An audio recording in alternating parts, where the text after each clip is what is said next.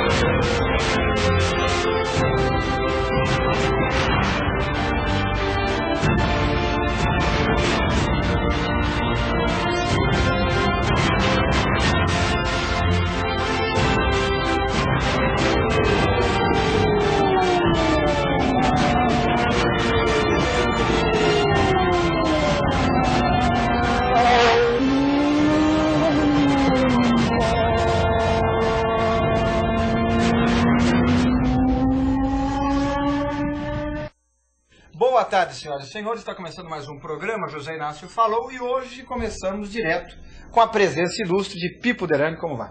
Tudo bom, Inácio? Tudo bem? Tudo bom, obrigado. Pipo Derani, como vocês bem sabem, é piloto da Fórmula 3 inglesa, e eu fico procurando a minha câmera que normalmente fica lá e não está. Então, me perdoe. Mas vamos continuar. Piloto da Fórmula 3 inglesa, correu esse ano sua segunda temporada na Fórmula 3 inglesa, só que agora uma temporada finalmente completa, realmente, de fato, numa equipe melhor do que a que ele estava no ano passado, e também correu o disputadíssimo GP de Macau, onde os astros do mundo a motor da nova geração se encontram. Primeiro vamos fazer Bom, vocês já sabem do passado dele, ele já esteve aqui no programa aqui outras vezes, então me poupe de ficar perguntando como é que ele começou na carreira, vocês façam, a favor de não serem preguiçosos, busquem no meu site lá as entrevistas antigas e assistam, certo? Porque eu não vou ficar aqui fazendo babado de ninguém, que eu não estou com paciência, aliás, só não vou embora porque tem gente aqui, tá? Tô brincando, imagina um clima pesado, né? Tô brincando. Mas enfim, não vamos falar de novo do início da carreira dele, porque afinal de contas, isso já foi falado. E graças a Deus a cadeira está caindo. Caiu aqui. Olha só, e viva o Brasil. Não, ela vai continuar caindo. Sente aqui. Não, tá bom. Ah, tá ótimo. Tô parecendo que você é um anão. Sente-se na minha cadeira, empurra esse resto de detrito para o lado. Oi? Eu sei, vou puxar essa daqui do lado, muito bem.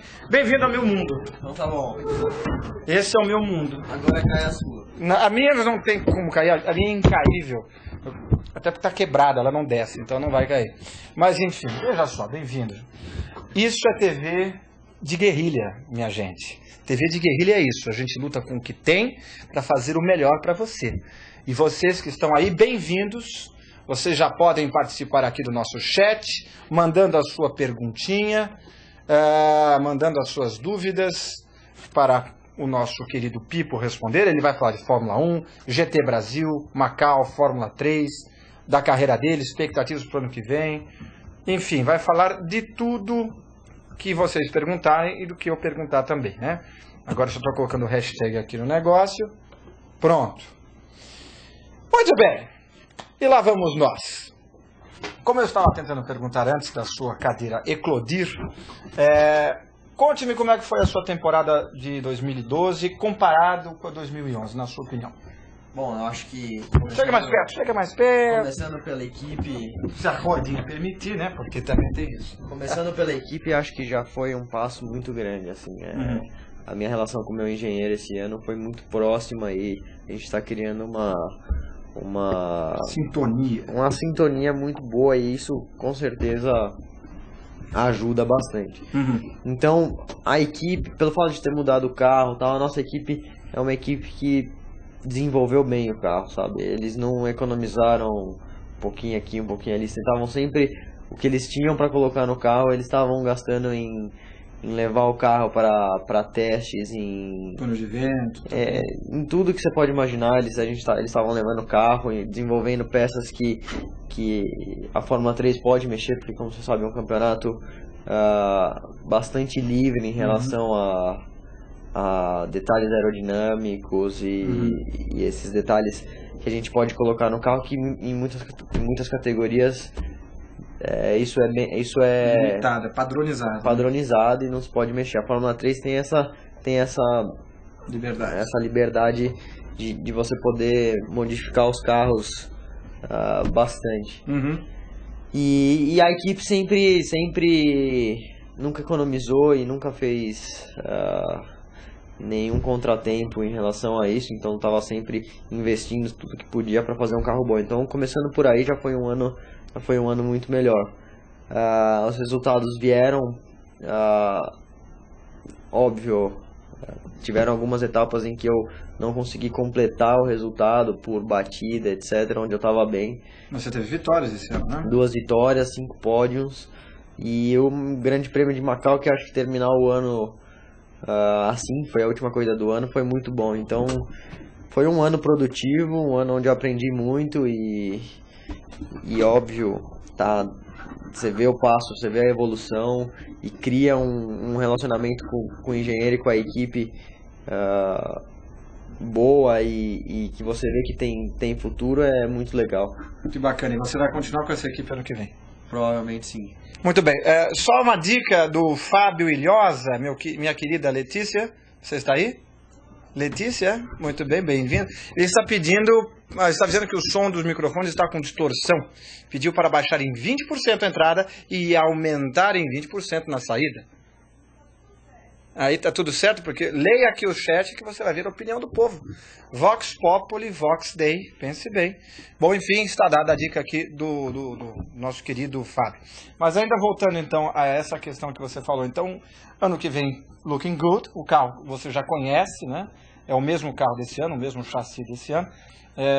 Então, teoricamente, você já está com uma base melhor e a expectativa é disputar o título ano que vem. Com certeza, acho que tem que ir com a cabeça de óbvio, pontuar em todas as corridas. Uma conta engraçada que eu fiz, bem básica, assim, se eu tivesse feito um pódio durante todas as corridas do ano, que são 3 corridas por final de semana, e tivesse feito nas outras 2 corridas do final de semana um quinto e um sétimo, eu teria chegado no final do ano disputando o título.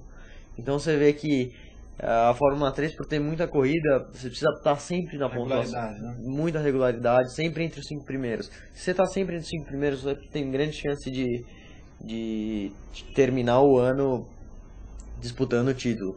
E esse ano eu tive muitas corridas onde eu estava em segundo, por exemplo, em Norrisring. Foi uma corrida eu estava em segundo na primeira corrida. Que vale mais pontos? Não, as pontos três são iguais. Com a GP2, então, na primeira corrida eu estava em segundo. Um cara da Euro Series, porque estava correndo junto com a Euro Series, mas cada um pontuava pro seu campeonato. Me bateu. Então, sabe, é uma coisa que você fica pensando. A gente não estava nem disputando posição. Se ele me passasse, não ia mudar a pontuação dele ou não. E ele me bateu. Aí já me prejudicou a corrida 2, porque como eu não terminei, eu larguei atrás de todo mundo que terminou. De todo mundo que terminou, ou seja, eu tinha muitos carros na frente que eram da Euro Series, que se eu passasse também não faria diferença nenhuma em relação ao meu campeonato. Podiam colocar farol diferente, igual na GT2, GT3, que tem na GT1 que tem na Europa, né? E na corrida 3, de novo, fui acertado e estava em segundo, porque eu larguei realmente de novo do lugar que eu tinha feito na classificação, larguei em terceiro, estava em segundo e fui acertado. Então, são corridas assim que você vai perdendo muito ponto e acaba chegando... E que fogem do seu controle, né? Porque como você falou, você foi acertado, né? Nessas duas fugiram do meu controle.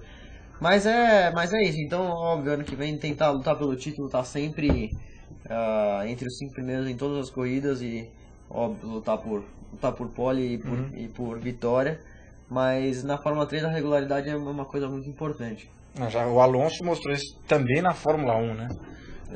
Você tem que estar sempre lá do meio e também esperando os azares alheios, porque do jeito que eles bateram em você, podem bater no rival seu mais pra frente. E não vai ter nenhuma diferença do carro para esse ano para o ano que vem? Nada. Talvez um detalhezinho aerodinâmico, como você falou, mas isso é evolução. Isso é evolução normal da categoria, mas o carro é o mesmo, o chassi é o mesmo, o motor é o mesmo. Entendi. Então vamos às primeiras perguntas aqui. Muito bem. O David Conceição pergunta... Davidson, perdão. Qual a diferença entre a Fortec e a Double R? quais as maiores diferenças que você sentiu entre as duas equipes? Bom, primeiro... Lembrando que ele está na Fortec e ele esteve na Double R, só para você saber contextualizar na linha do tempo, né? Bom, acho que primeiro, como eu já falei, é a questão... Deles não pouparem. Eles não poupam o dinheiro, então eles estão sempre investindo. Mas, pouco difícil eu falar também, porque ano passado era o chassi antigo. E esse ano mudou. Então esse ano foi um chassi novo da Dallara. Mas eu acho que assim, pelo fato, se você olhar pelos fatos, a Fortec e a Double R tiveram um chassi novos, tiveram os chassis novos agora esse ano. Certo. Quem teve na frente foi a Fortec. Por quê? Porque investiu mais. Ou seja, começou tudo do zero de novo. E a Fortec deu um passo acima em relação ao Double R. Então, se você olha para trás e tudo bem, ano passado eram carros diferentes, etc. E não podia falar muito. Mas esse ano você vê, os dois começaram do zero e a Fortec já está muito acima da Double R. Então, realmente, é isso. Você desenvolveu o carro, a Double R sempre andou com um carro muito standard, que é o que vem da Dallara. Mas nem sempre, óbvio, a Dallara faz os seus testes, faz o desenvolvimento do carro, mas até um limite, até porque a Fórmula 3 não é o que dá dinheiro para eles. Óbvio, eles vendendo chassis, eles vão fazer bastante dinheiro, mas eles não precisam gastar com desenvolvimento, sendo que são só eles que fabricam, não tem concorrente. Então, quem acaba fazendo o desenvolvimento maior no final são as equipes, além de ter o chassi, né? Constrói uma nova barra ou muda, enfim, detalhes da suspensão do carro, que fazem com que no final a gente tenha uma maior variedade de opções para botar no carro durante o ano e durante cada final de semana que são pistas diferentes. E no caso da Double R, eles têm sempre a mesma coisa, ou seja, aquilo tem que funcionar para todas as corridas, para todas as pistas. E que a gente sabe que nem sempre é assim que funciona. Você vê a Fórmula 1 hoje, cada pista eles têm um detalhe aerodinâmico, às vezes exatamente para aquele lugar. Não só aerodinâmico, de repente tem o próprio detalhe que está embaixo da carenagem, que a gente não fica sabendo, porque está embaixo. Eu falei aerodinâmico porque é o que o salto, público vê, assim, que nem se falou, que salto. Então, às vezes, eles têm aquilo específico para cada pista, então eles estão sempre mudando. E a Fórmula 3, querendo ou não, é parecida. A gente precisa de detalhes no carro que façam com que o carro trabalhe bem naquela determinada pista. O que na Double R não acontecia por causa disso, por terem um standard equipamento para o ano inteiro. Entendi. Então, ano que vem, teoricamente, vocês estão numa boa base técnica, numa equipe boa. O seu engenheiro é experiente. Então ele já tem também bastante vivência e vai bater de frente com a Carlin, que é sempre uma das equipes fortes, né? Então, ano que vem, provavelmente, a gente não faz campeonato inglês. Mudanças, então, a FIA o Berger tá bem envolvido nisso, ele tá tentando juntar a Fórmula 3 e fazer um campeonato só. Então, eles não querem mais fazer o europeu ou o inglês, eles querem fazer o FIA, que esse ano já existiu. Então já teve a competição esse ano e o ano passado do FIA, mas o FIA acompanhou muito o europeu, ou seja, a maioria das corridas do europeu pontuavam para o FIA. Então o cara fazia 2 campeonatos em um só, ano passado. Certo. E esse ano também, 2011, 2012 o campeonato do FIA foi muito ligado ao europeu. Mas para 2013 é bem provável que o FIA faça o próprio campeonato. Então não vai existir mais o europeu, vai ser só FIA. E o inglês eles querem continuar, até porque não é a mesma organização. Mas você acha que o europeu, enfim, o da FIA, já viria com a mesma força de, por exemplo, o inglês? Porque o inglês, teoricamente, é o mais tradicional, né? Já viria mais forte que o inglês. Esse ano o europeu equipes grandes teve mais carro que o inglês. Então você vê, né? Tá sempre mudando, sempre up and down. O inglês, esse ano teve menos carro que o europeu. E ano que vem, com certeza, o FIA vai ser o europeu principal da Fórmula 3. E os seus companheiros de equipe para o ano que vem já estão definidos? A gente vai fazer o que a equipe fizer. Então, a equipe vai para o FIA, a gente vai para o FIA. Mas na verdade a gente tem uma grande influência sobre isso. Se o piloto não quer fazer o FIA, não vai fazer. Mas tiveram algumas coisas com o inglês que acabaram acontecendo esse ano, de muita mudança de regra de última hora e não obedecendo muito o regulamento de algumas pessoas, que isso acaba afetando um pouco a relação da equipe com o campeonato. Então foi uma decisão que a equipe tomou de querer fazer o FIA, até porque as vantagens que o FIA vai trazer são grandes. A gente vai estar andando muitas vezes no mesmo final de semana que a DTM. Então, se o piloto quer algum dia ser piloto de DTM ou de Fórmula 1, a gente vai estar andando em mais pistas que a Fórmula 1 e a DTM correm, que muitas vezes no inglês a gente anda em algumas pistas como o Oulton Park, que já não tem nem estrutura para receber um campeonato como o DTM. Então, é uma vantagem grande assim, em relação à estrutura que o campeonato pode oferecer em relação ao inglês. Entendi. Interessante você falar da DTM, porque a DTM, como vocês que estão em casa sabem, está no radar do Bruno Senna. O Bruno Senna, ano que vem, não tem lugar na Fórmula 1 garantido. A situação dele na Force India, pelo que eu soube, não está nada boa. Ele chegou por último, digamos assim, na seleção, e a coisa lá está encaminhada para o Sútil mesmo. Nada definido ainda, pode vir uma surpresa de última hora, mas pelo que eu sei de gente ligada a ele, as conversas com a Force India são bem superficiais, não se aprofundaram muito não. Inclusive, se a gente for comparar, até pela ligação que a Renault tem com ele, na Williams, e gostaria de manter, as maiores chances dele para o ano que vem seria a Caterham. Só que na Caterham também tem uma disputa aí grande. Tem o Petrov, tem o Van der Garde, enfim, até o Kovalainen. Mas o Kovalainen eu acho que não deve ficar de qualquer jeito, porque a outra vaga já é do Charles Pic. Então, o Bruno está tendo que olhar para fora da Fórmula 1, sim. E a DTM, como a gente soube, ele fez um teste essa semana agora, que passou. Essa semana que passou, não.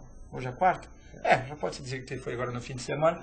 Ele fez no Estoril, lá em Portugal, e teria gostado, e a Mercedes teria feito uma oferta muito boa para ele. Mas eles têm vínculo a Mercedes com a Force India? Mais ou menos, tem, mas a expectativa é que deixe de ter a partir do fim do ano que vem, onde eles assinariam com os motores Ferrari, e aí poderia ver o Valsec entrando em 2014, porque o Valsec é piloto protegido da Ferrari, assim como hoje é o de resta da Mercedes, enfim. Uma opinião minha, que eu até coloquei no Twitter, assim, primeiro, a DTM, é difícil a Mercedes oferecer um salário bom para o Bruno Senna, assim, de primeiro. Pela Fortec correr de motor Mercedes, a gente acabou ouvindo algumas histórias. Eu acho que isso é um pouco difícil. O que acontece muito na DTM é o seguinte: o piloto leva o budget, que seja 1 milhão e tanto, para correr no primeiro ano. Certo. E a Mercedes, desse 1 milhão e tanto, volta um pouco para o piloto. Salário. Um salário de 150 ou 200 mil euros para o piloto anual. E se ele constrói um vínculo legal com a montadora e acaba andando bem, isso pode se estender e ele acaba ganhando salário, às vezes virando piloto Mercedes sem ter que levar nenhum budget. Mas são poucas as equipes Mercedes que são HWA, que é a preparadora oficial da Mercedes Motorsport. Então, se ele vai correr com o carro Mercedes em alguma dessas que não seja da HWA, que por exemplo é a do Paffett, ou do, se eu não me engano, do Coulthard e do Ralf Schumacher. O Coulthard está se aposentando, e o Schumacher talvez vá também, né? Se não é uma dessas, ele tem que levar o budget, porque são equipes normais, que precisam do dinheiro. E aí, desse dinheiro, a Mercedes acaba voltando um pouco para o piloto. Na minha opinião, eu acho que o teste de DTM tem muito a ver com a Mercedes querer testá-lo, até porque o DTM é um carro muito competitivo e pode-se dizer que é um Fórmula 3 coberto. Eles viram muito parecido com o tempo de Fórmula 3, além de serem muito mais potentes, são um pouco mais pesados. Sim, proporcional, né? E o tempo acaba sendo igual. Mas o jeito de guiar, de pilotar o carro, é muito parecido com o Fórmula 3. E se você pilota o Fórmula 3 bem, eles conseguem identificar um piloto que anda bem na Fórmula 3. Então, Então, na minha opinião, isso foi mais um teste da Mercedes por ter uma grande influência na Force India, para saber se o Bruno teria condições de botar a Force India num lugar bom no campeonato. Porque o que eles querem hoje, se eles conseguem brigar pelos campeonatos quinto, sexto, no caso, sexto, sétimo. Agora, sexto, sétimo. Até interessante esse ano. A Force India registrou 40 pontos a mais do que no ano passado, só que ficou uma posição a menos na pontuação, então, porque estava muito acerrado, mas estava falando. Então, se eles conseguem disputar, e se eles acham que o piloto tem condições, porque realmente o que eles querem é isso, é um piloto que tenha condição suficiente de botar a Force India um lugar acima, que isso já vai trazer milhões a mais. De verdade, né? Vai trazer milhões a mais para a equipe. Então, na minha opinião, o teste da Mercedes tem muito a ver com a Force India. Entendi, você acha que tem. Mas é interessante, porque falaram que na Force India, gente de bastidores, já que estamos fazendo uma sala de visitas, sinta-se convidado a mandar a sua pergunta. As informações que eu colhi de gente próxima ao Bruno é de que, na verdade, as chances dele, ele tem chance na Force India, mas são muito pequenas, seriam muito pequenas. E aproveitando o gancho desse seu contato com o mundo Mercedes, DTE místico, assim, você sabe alguma informação de como foi o Bruno no teste? Não. Porque não foram divulgados tempos, mas de repente, mesmo que você não saiba na ponta do cronômetro, falaram, causou uma boa impressão. Não tenho absolutamente nenhuma informação. Não sei absolutamente nada. Bom, vá atrás disso, desculpa, por favor, que isso deve ser interessante. Porque se tem esse peso de avaliação para a própria Fórmula 1, deve ser interessante saber. Você vê pelo próprio de Resta saiu da campeão da DTM, né? Para a Force India, ou seja, tudo bem, eles usam o motor Mercedes, eles pagam para usar o motor Mercedes, mas pagam menos porque tem o de Resta. Né? Pagam menos porque tem o de Resta, e a Mercedes tem que aceitar, porque para a Mercedes, óbvio, é uma vantagem estar na Fórmula 1 com uma outra equipe, além da Mercedes, da McLaren, que a McLaren logo vai acabar o contrato e parece que eles estão conversando muito com a Honda, porque a Honda parece que quer voltar para a Fórmula 1. Eu acho que a Mercedes ela tem a opção de dizer não. Então, pelo fato da Mercedes ter entrado na Fórmula 1 uma equipe oficial, acaba que a Force India fica um lugar para teste de piloto. Teoricamente, essa é uma das funções da Force India, ser o celeiro, ser mais ou menos, com as devidas proporções, do que a Toro Rosso é para a Red Bull. Exatamente. Inclusive, uma coisa que eu até estava falando aqui no ar para você, antes de entrar na hora, é aquela questão do Hülkenberg com o de Resta. O Hülkenberg foi melhor que o de Resta na segunda metade da temporada. E aí fica a pergunta, será que o Hülkenberg foi melhor que o de Resta e por isso foi convidado, por exemplo, pela Sauber? Ou ao contrário, o de Resta que foi pior do que o Hülkenberg, porque não foi valorizado, percebeu que a Mercedes contratou Hamilton, viu que a vaga dele que poderia ser na McLaren também não deu certo, foi o Pérez, e acabou sentindo que o Hülkenberg estava se destacando, e isso tudo serviu para minar um pouco a autoconfiança dele. Eu acho assim, aconteceu o contrário com os dois. Na época que o Hülkenberg começou a andar melhor, a gente tinha o nome dele vinculado à Ferrari no lugar do Massa. E ainda até o nome do Barrichello no lugar do Massa. E ainda o Massa, por não na época ainda não estava confirmado na Ferrari, isso mexe muito com o piloto. Então o piloto acaba ficando muito animado e eu acho que com certeza ajuda ele nos resultados. Na mesma hora, o de Resta já estava esperando uma reação do que poderia acontecer, porque o mercado de piloto naquela hora já estava muito movimentado. Sim. Então, acaba que o Hülkenberg foi muito valorizado e o de Resta estava ali. Estava no limbo. O Hülkenberg, meu companheiro, tem chance de ir para uma puta equipe boa, e eu, o que vai acontecer comigo? Vou continuar aqui, eu vou para Mercedes? A Mercedes está em silêncio, não falam nada comigo. Então, foi minando. Então, aconteceu dos dois. Os dois são pilotos excelentes. Até tive no box da Force India. Sim, eu quero que você fale disso. Tive no box da Force India e pude acompanhar um pouco. Eu acho que o Hülkenberg, pelo que eu vi eles passando, não quis falar com eles ou tentar atrapalhar, então. Para não atrapalhar. Eu sei como é que isso influencia. Como é que isso influencia. Você tá lá na hora, vem alguém querer falar com você, tá um pouco difícil, mas a gente consegue perceber, e até percebi, o Hülkenberg muito mais relaxado do que o de Resta. O de Resta, toda vez que ia entrar no carro, botava o capacete, ficava olhando o Hülkenberg. Engraçado. Eu ficava olhando o que ele tá fazendo, que eu posso fazer. Os dois colocando o capacete, um de cada lado cada um do seu lado do box. O Hülkenberg botando o capacete e olhando pro carro. Nem aí. Vou fazer o meu. E o carro de resta aqui pra esquerda e ele olhando o Hülkenberg botar o capacete. Então, você vê a preocupação, você vê que o cara, o cara tá rápido, ele devia estar pensando, preciso andar melhor que ele, o que ele tá fazendo, ou fica prestando atenção, é engraçado. Quando você olha de fora.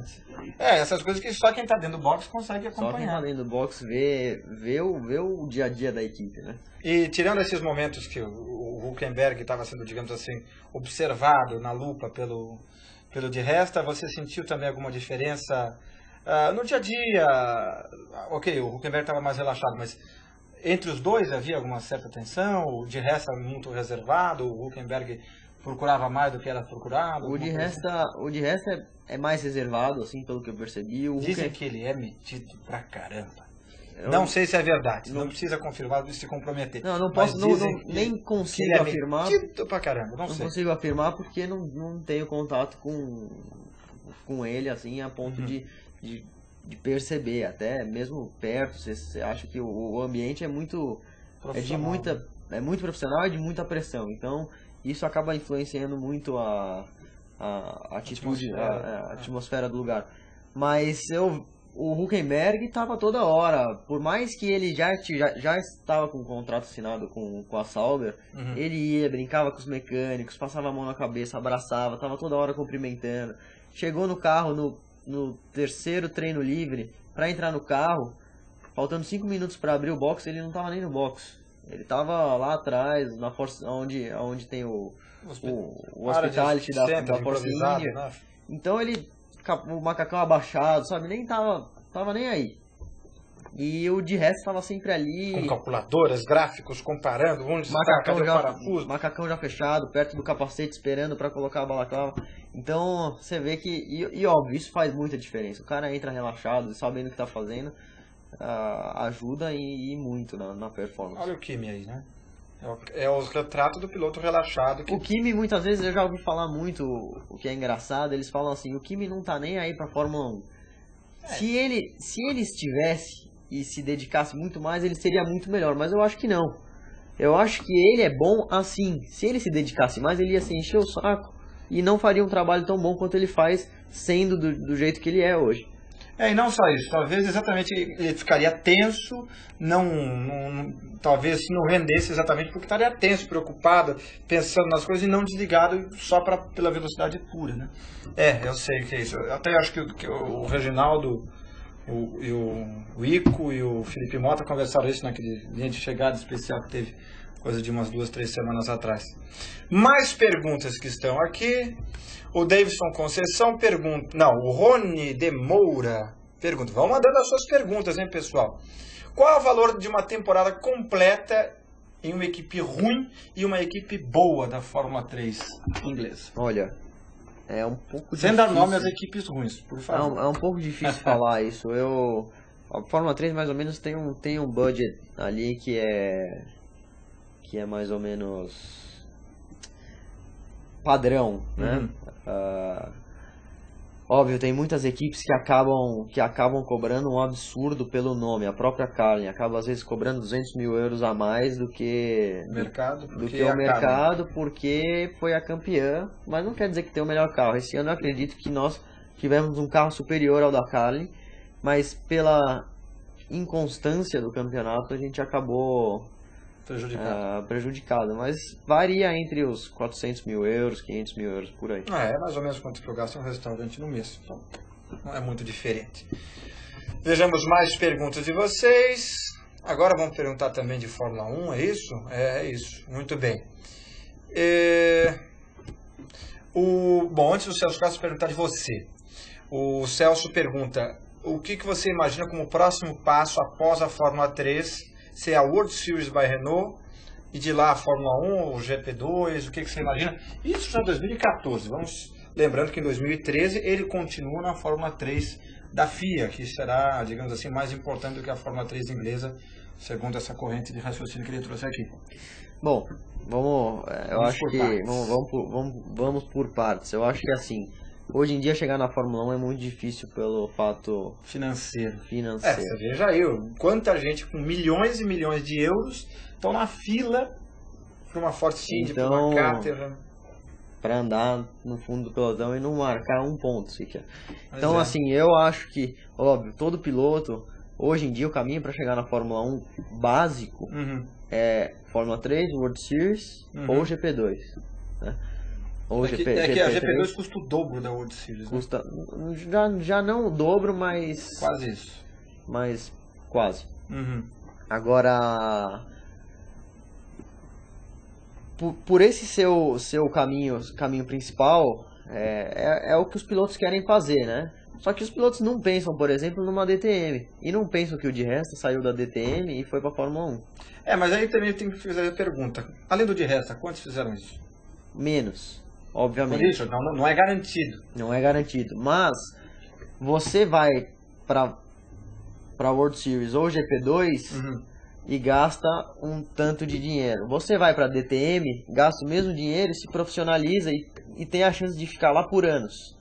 Ou você vai para GP2, faz 1, 2, 5 anos igual o Valsec e depois não tem nenhum vínculo com nenhuma montadora. Então a chance de você ir para o DTM e criar um vínculo com uma das 3 montadoras e se tornar um piloto profissional caso você não chegue à Fórmula 1 é muito boa. Então, assim... Você olha com mais carinho a DTM do que os caminhos tradicionais da World Series. Eu olho com muito carinho a DTM por isso, porque é um campeonato onde, em Hockenheim, por exemplo, em muitas etapas, tem mais público que a Fórmula 1. É um campeonato onde os patrocínios e a mídia é muito grande na Europa. 2014 vai unificar com o Japão, né? Com o Japão. E aí poderemos ter Nissan, podemos ter Toyota, Honda. Então, os japoneses, se quiserem vir correr na Europa, podem vir. Os alemães, se quiserem correr no Japão... Fazer um campeonato mundial.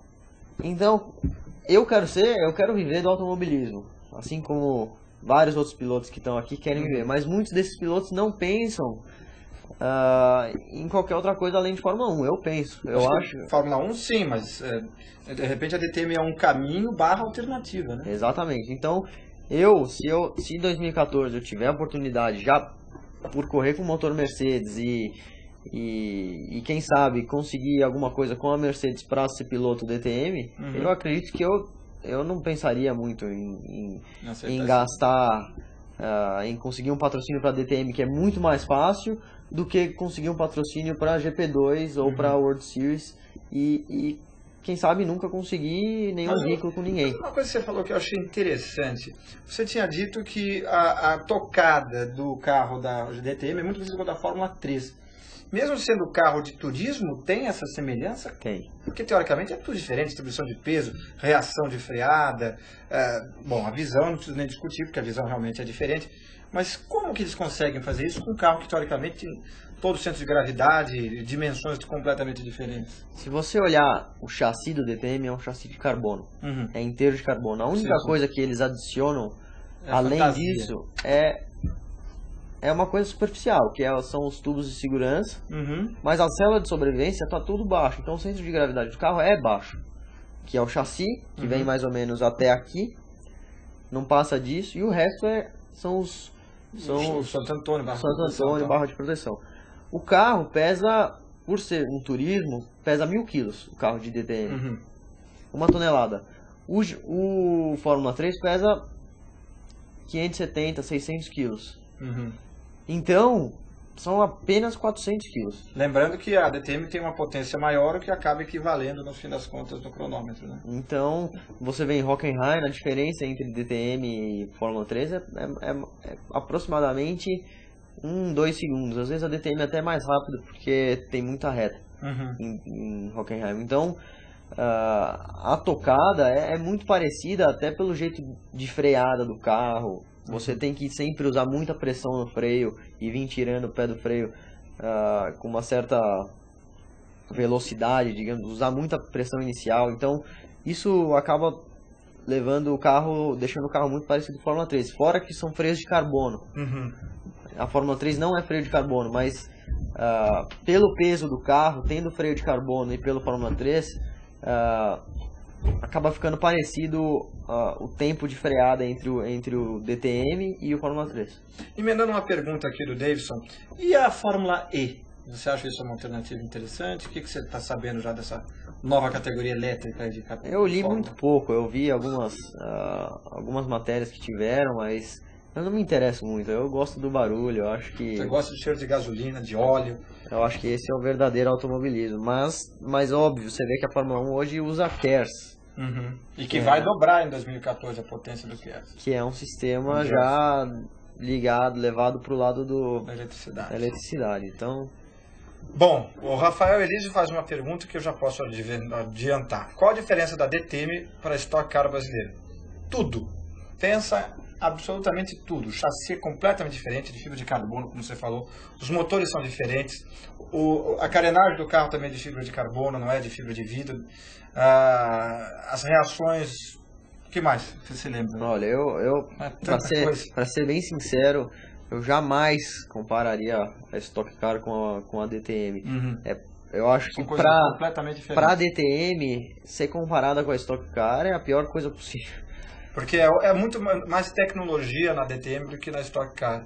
Essa é a verdade. A DTM são montadoras. A BMW saiu da Fórmula 1 em 2009, perdão. Saiu em 2009 da Fórmula 1, se dedicou... Saiu do WTCC também para Saiu do WTCC, ou seja, concentrou todo o dinheiro deles para a DTM. Desenvolveram o carro durante 2 anos para entrar no 3º ano e ser campeão. Então, já foi de prima agora, né?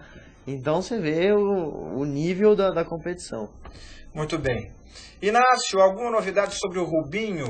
O caminho natural será a Indy, na Sam Hornish? Olha, sobre esse aspecto, eu conversei com ele. Ele falou que só vai pensar nisso depois da corrida do milhão.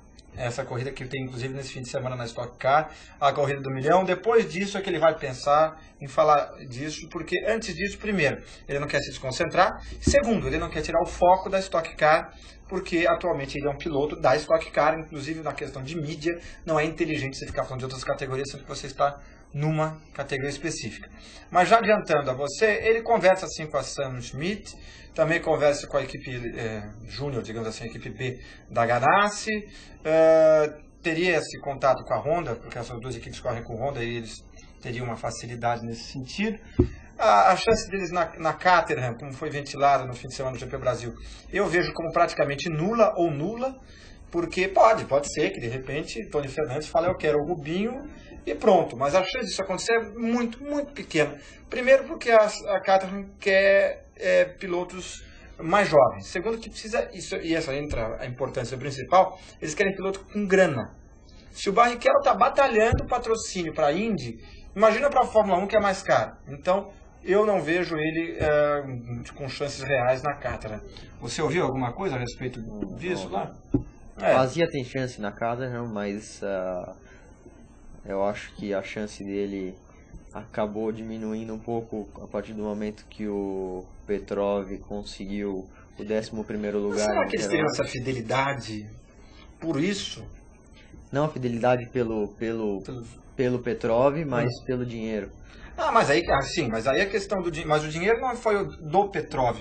O Petrov que conseguiu aquele dinheiro pelo resultado, mas um outro piloto no lugar dele também conseguiria. Mas a questão é a seguinte, será que o Petrov teria tido problemas durante esse ano de atraso de patrocínio, esse tipo de coisa que teria colocado o lugar dele em risco? Se ele resolver isso, eu acho que isso acaba pesando mais do que essa questão da gratidão. No meu ponto de vista, não teria por que tirar o Kovalainen. O Kovalainen disse que já está fora do baralho, né? Parece que sim, mas se você pensar bem, o Piquet, primeiro ano na equipe, Kovalainen já tem uma experiência muito grande, mais o valor que eles recuperaram. Só que ele não leva nada, né? Que eles recuperaram, então... mas se a gente for pensar por essa ótica, então aí o Rubinho volta a ficar bem, porque você quer alguém que não ganha, que não leve patrocínio, que tem experiência, aí você pega o Barrichello que leva 19 anos de experiência e ainda um pouquinho de Indy. Claro, ele está parado, não tem o mesmo vínculo com a equipe, não conhece todo mundo, tudo funciona. Isso é uma vantagem do Kovalainen, mas pelo que eu ouço, ele mesmo já dá um certo adeus à Fórmula 1. Você sente que isso não pode acontecer? Você acha que o Kovalainen está correndo por fora? Lembrando que parece que ele tem contato bom para voltar para Lotus, porque a Lotus é a antiga Renault e ele já esteve na Renault. Isso é interessante. Você falando da Lotus, a Lotus preta e dourada, onde corre o Kimi, o Grosjean não está confirmado, mas algumas possibilidades aparecem. Já falaram do Bruno Senna. Eu acho que esse caminho é muito difícil, porque é mais caro ainda do que a Force India. E ele saiu da equipe por baixo. Ele foi dispensado pelo Eric Bouyer para entrar o Grosjean, exatamente porque o Bouyer achava que ele não estava rendendo o esperado e não acho que teria como voltar agora. Tomara que nos surpreenda a todos e volte, mas eu acho improvável. Outro candidato é o Kobayashi, mas sem grana também não vejo isso acontecendo, porque a equipe Lotus está com o Pires na mão, sim. Eles acumulam dívidas há anos. Nas últimas 3 temporadas eles estão colecionando prejuízos milionários. Vejamos, o Kovalainen também não leva grana, mas tem experiência. Lembrando que E ainda tem só uma possibilidade, só encerrando esse assunto não, a minha opinião, você vai falar a sua. Tudo isso pode ser uma forma de pressão para aumentar o patrocínio da Total, né? Porque o Grosjean é patrocinado pela Total, combustível, e pode estar esses flertes com o Kovalainen, com o Kobayashi e até com o Bruno, pode ser uma maneira do Bouyer falar, escuta, é melhor você levantar uma grana aí, porque a fila tá boa de gente que quer entrar, entendeu?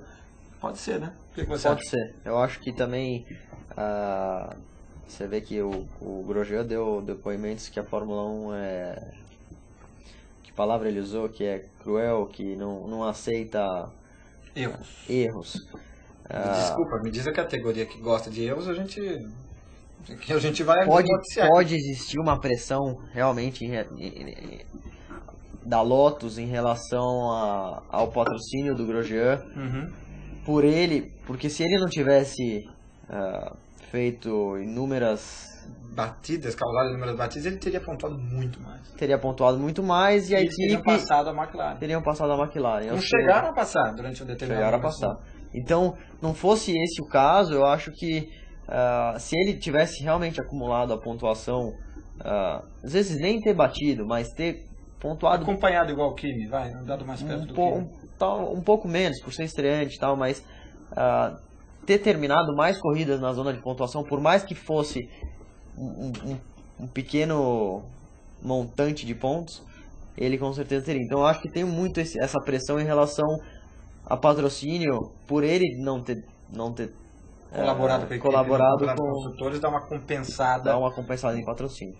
Interessante. Vejamos mais perguntas. Antes disso, vamos só encerrando essa questão de Fórmula 1. Como é que foi assistir a corrida de dentro do box da Force India? Já está em conversações para lá no futuro? Você tem boa relação com a Mercedes, você acabou de falar. Olha aí, senhores, já estamos antecipando um furo de 3 anos para frente. Olha aqui. Antes eu já tivesse um contrato assinado. Não, eu tive lá no sábado, não quis ir no domingo porque eu já esperava que a corrida fosse ser emocionante, então quis assistir de casa. Já foi sexta e sábado, né? Fui sexta e sábado. Sábado fiquei lá com eles, foi uma experiência assim muito, muito legal. Eu tava com o rádio ouvindo toda a conversa da equipe do lado do Huckenberg, então...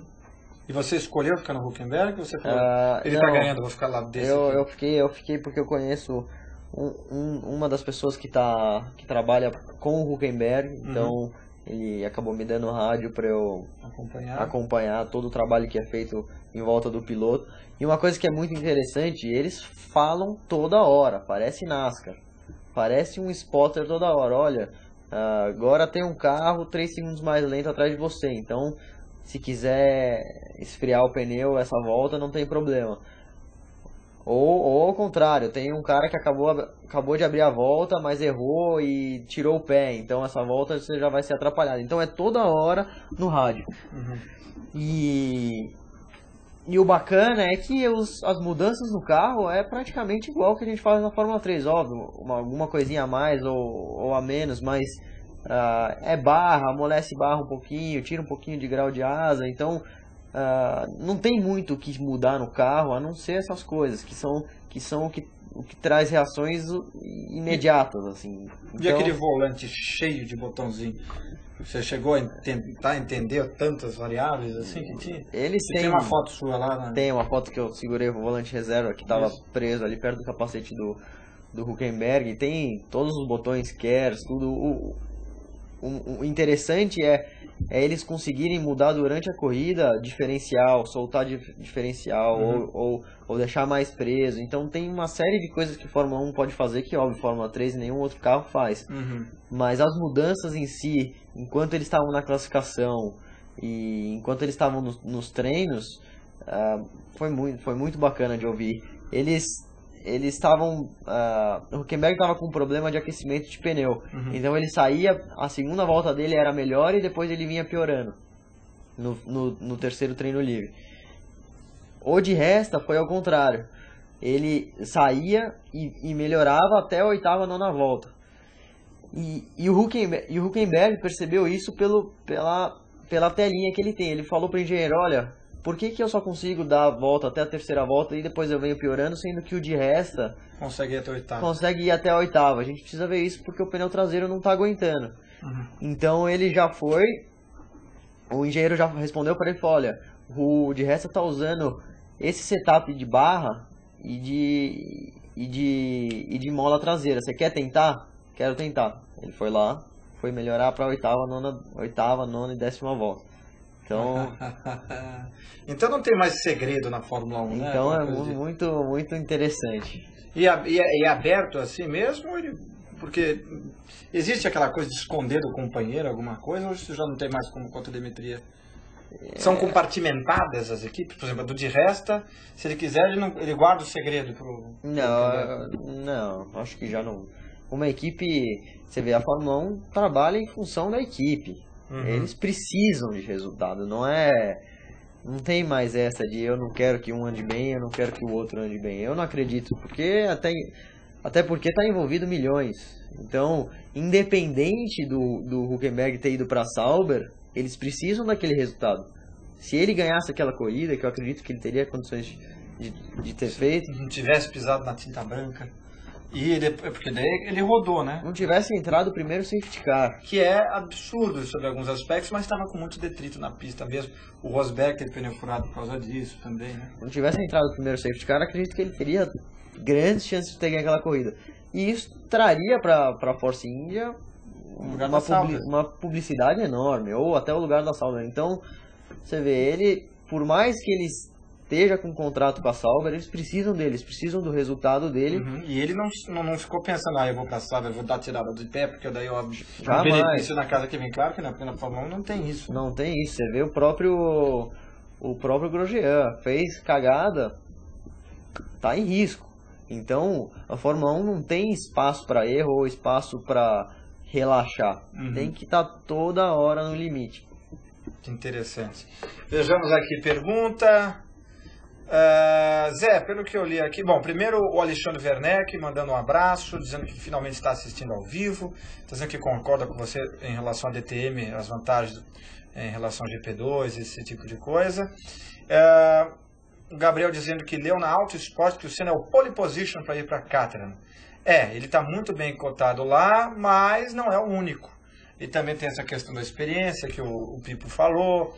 Existe mais gente, existe o Van der Garde também querendo, mas eles precisariam de um piloto com mais experiência. O Bruno é o meio termo, né, se a gente for pensar. Ele é um piloto que tem experiência em equipes grandes.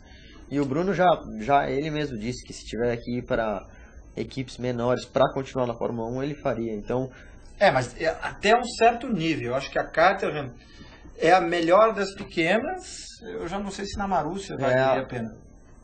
Não sei, Marussia, esse ano eles avançaram muito mais do que a Caterham. Eu inclusive falei isso na minha análise. Você que está em casa, leia no meu blog, joseinácio.com, e fiz análise da temporada de todas as equipes e todos os pilotos individualmente. Está espetacular, está fantástico.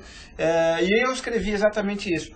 A Caterham me decepcionou esse ano porque esperava-se deles um passo a mais e eles iriam brigar com o Toro Rosso, por exemplo, para pela última posição entre as equipes médias. Mas não foi isso que viu, e ao contrário, a Marussia deu canseira neles em algumas corridas, lembrando que a Marussia nem KERS tinha esse ano. Então, teoricamente, a Caterham é a mais organizada, que tem mais potencial, é a que parece ser uma equipe de Fórmula 1 que veio mais para ficar, até porque não teve esse pinga-pinga de trocar de dono como a Marussia, Virgin.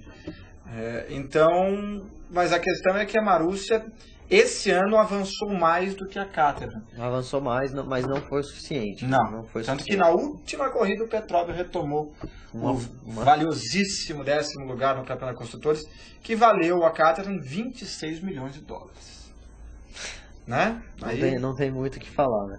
Pois é, mas 26 milhões de dólares. O engraçado em relação à carreira do Bruno é que até agora ele não conseguiu evoluir em relação à equipe. Ele veio sempre de pinga-pinga. De pinga-pinga e para pior. Para equipes piores. Então ele começou na Lotus. Na verdade ele começou com a Espanha, que nem conta, né? Mas a Espanha não conta muito. Mas ele começou com a Espanha, mas ainda assim ele foi dispensado da Espanha.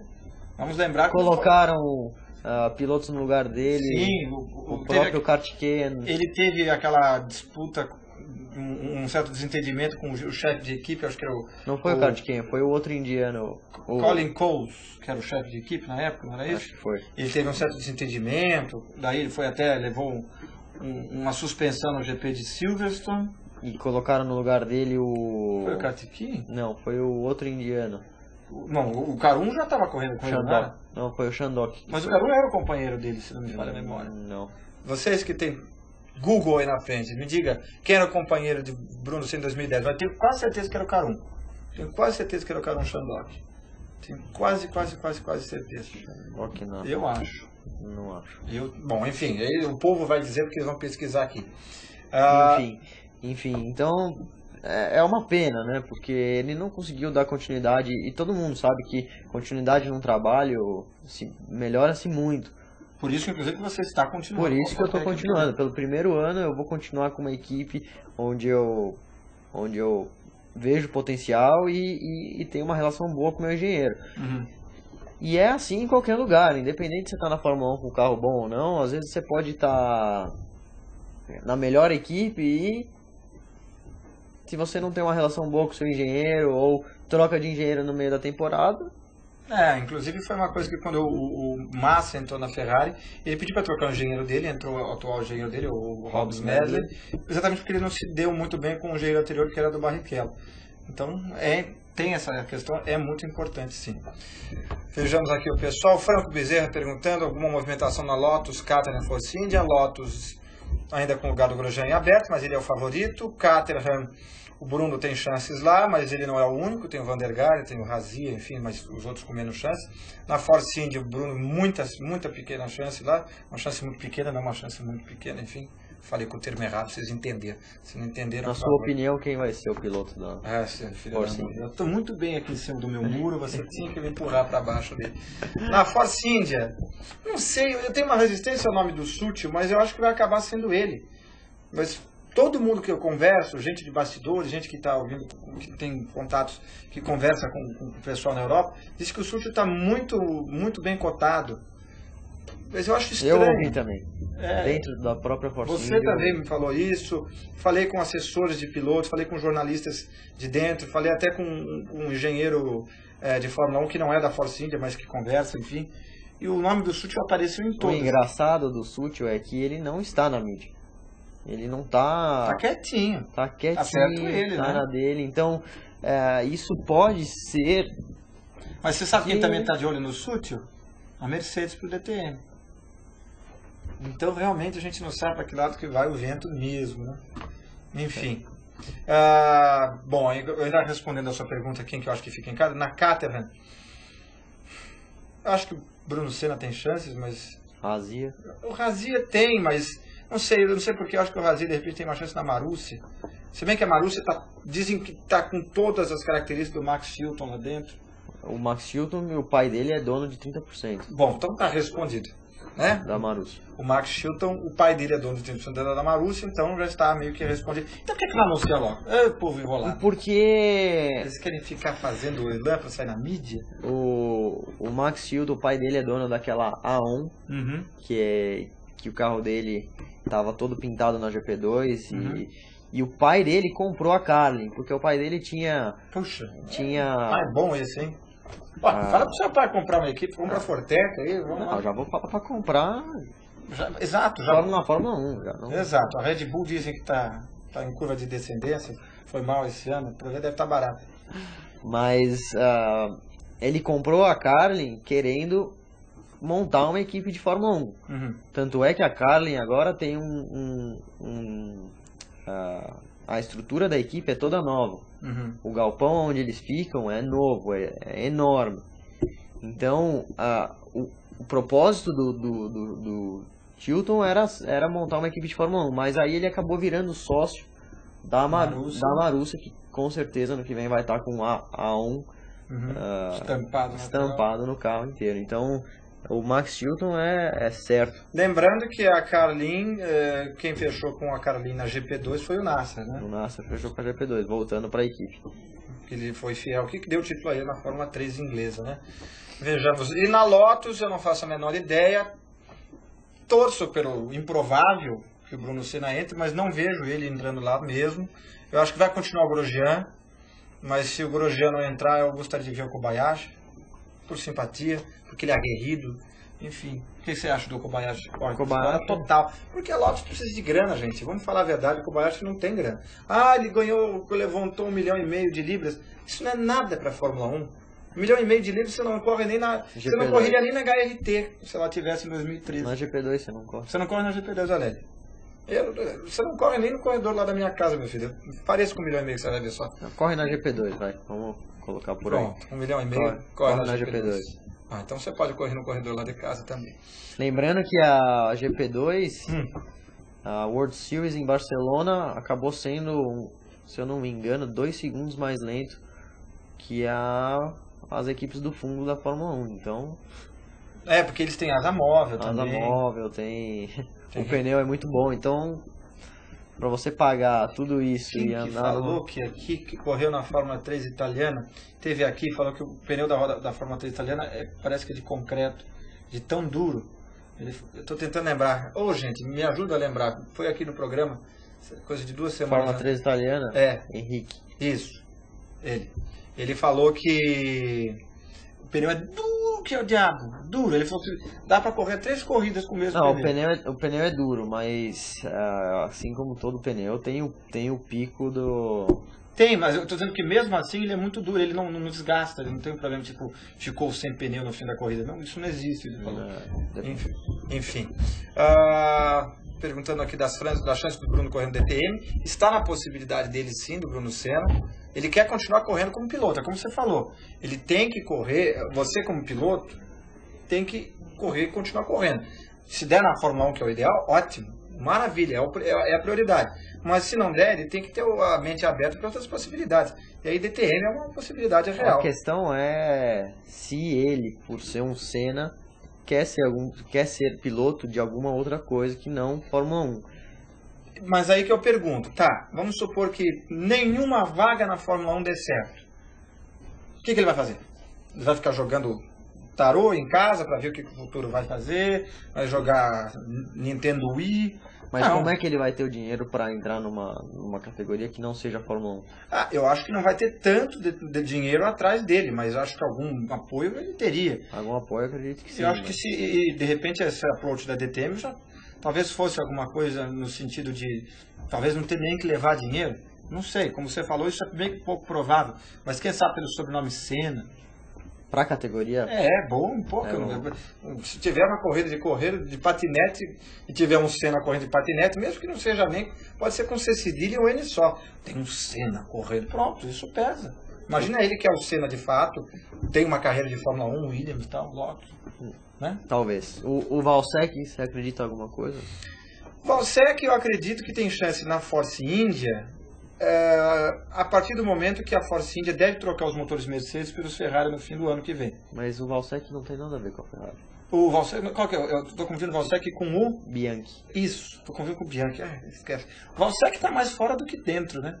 Ele aconteceu uma coisa parecida com ele do que o... Qual era daquele que foi campeão e nunca conseguiu lugar? Que tinha corrida de Fórmula 1. que voltou, foi campeão. Foi em 2009. Não, 2009 foi o Hülkenberg. 2010, 2011, que foi campeão em 2011. Da GP2. Campeão em 2011 da GP2. Jorge Pantano. Foi Pantano? 2011. Acho que foi, não foi? Não, o Pantano é antigo. Bom, mas ele é antigo, voltou pra GP2, ganhou e ficou sem lugar nenhum. Sim.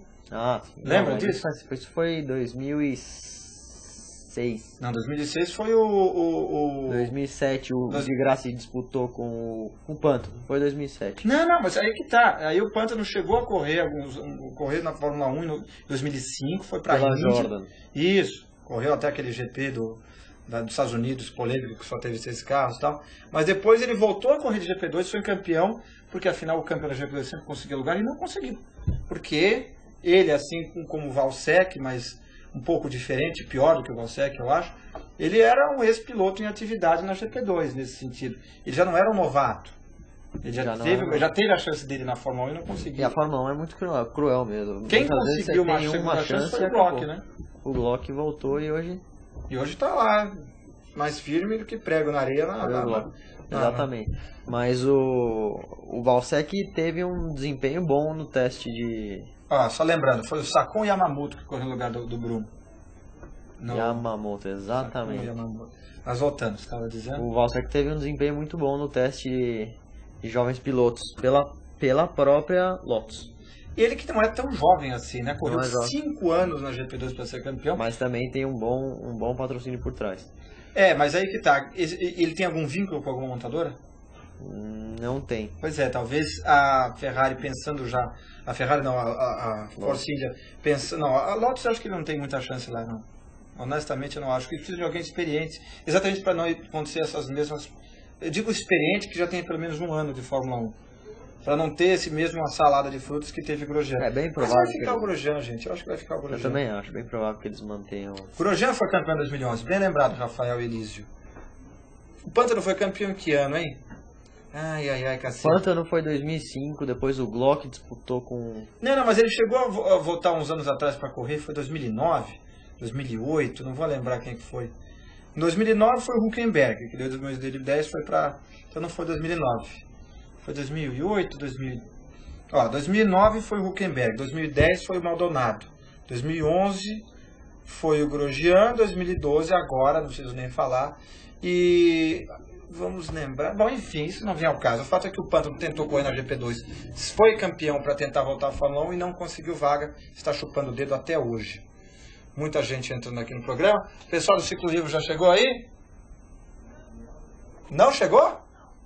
Curioso. Muito bem. Não, então vamos só encerrando o programa, porque daqui a pouco ele tem que dar uma entrevista no site Tásio, que não é meu, mas eu vou divulgar, porque afinal de contas é onde que ele vai. Não vou ficar aqui mentindo. Que mais? Vamos falar um pouco da GT3. O que você está achando do campeonato agora, que reunificou, só ficou o campeonato mesmo principal? Vai ter a corrida no fim de semana, não esse, agora o outro. Você vai estar lá assistindo? Acredito que sim, acho que eu vou lá dar uma olhada. Bom, eu acho que o campeonato tá legal, todo mundo tá se dando bem com as regras e os pilotos... As regras da FIA, né? Os pilotos estão competitivos, os carros estão competitivos, então não tá tendo uma grande diferença entre as montadoras, então a equalização tá boa. O Wilson tá de parabéns, o Wilson Fittipaldi que faz a equalização, né? E eu acho que tem tudo aí para continuar forte e ano que vem fazer um belo campeonato. Entendi. O Nelsinho falou via Twitter que sabia o real motivo, junto com o Bruno, da não permanência dele na Williams. O real motivo. Muito bem. É o Bottas, né? O real motivo é o Bottas. O Bottas é padrinhado pelo Toto Wolff, tem um dinheiro bom por trás, tem um potencial de talento bom, mas a escolha dele não foi tão pacífica dentro da Williams. Creio que houve uma cisãozinha lá dentro, né? Em relação, tinha gente que queria o Bruno continuar de idade. Não, é engraçado, quando eu tive em Interlagos, encontrei o Bottas, conheço ele. Uhum. Ele veio até me perguntar sobre Macau, se eu tinha acabado de voltar, até tinha chegado de Macau 2 dias antes, antes da Fórmula 1. E ele veio me perguntar, eu falei, e aí, como é que tá? Tá bom a negociação, não sei o que lá, e ele deu um sorrisinho. Então, um finlandês sorrir já é um pouco difícil. Já é um indicativo então... bastante bom. Então, você não me falou, seu picareta, eu podia ter dado um furo no ar aqui, maldito, mas enfim. Olha aí, o Pântano venceu em 2008, então tá aí, porque ele tinha voltado para o GP2 para tentar voltar, blá blá blá blá blá blá. Bom, meu querido, conte-me os seus contatos. Você tem Twitter, você tem Facebook, você tem site, você tem tudo. Diga os seus contatos. Bom, meu site pipoderani.com.br. Que já fizemos até promoção juntos, né? Twitter, Pipoderani. Instagram, Pipoderani também. Muito bem. Então, Facebook também, facebook.com/Pipoderani. Então, tudo... E ano que vem, o nome na mídia é Pipoderani. Exatamente. Muito bem, com grandes vitórias. Fiquem ligados. Patrocinadores também que quiserem. Serão bem-vindos, por favor. Aliás, se quiser fazer um pacote, patrociná-lo aqui, estampar aqui também, a gente pode pôr o nome no computador, eu faço uma tatuagem na testa, enfim, a gente improvisa. Senhores milionários que estão discretamente assistindo, por favor, mandem o seu cheque, será muito bem-vindo. Meus queridos, última pergunta do Gabriel. Pipo, a Carlin vai continuar com o turbo, com a cor rubro-negra deste ano? Acho que você não sabe disso, né? Pergunte a eles ano que vem. Não se sabe. Quem viver, verá. E se você não viver, vai ficar devendo essa informação. Meus amigos, até semana que vem. Semana que vem devemos ter um convidado de muito garbo e elegância aqui. E você sabe quem vai estar aqui semana que vem? Eu não vou dizer, porque se ele cancelar, eu coloco outro e você não vai saber se era o original ou se é o remarcado. Tô brincando. Semana que vem teremos um convidado aqui, que coisa besta. E enquanto isso, vamos continuar falando no nosso Twitter, o @InácioF1. Vamos continuar no nosso site, o joseinácio.com. E claro, curta a nossa página no Facebook, blog José Inácio Falou, procura lá, curta a página. Lembrando que sexta-feira tem o sorteio do kit da Stock Car, que vai dar um casaco, vai dar uma camisa polo bordada, um boné autografado, um pass holder e uma linda sacola de nylon para você carregar tudo isso e ostentar para os seus amigos de baixa renda. Tá certo? Então até fim de semana que vem e tchau!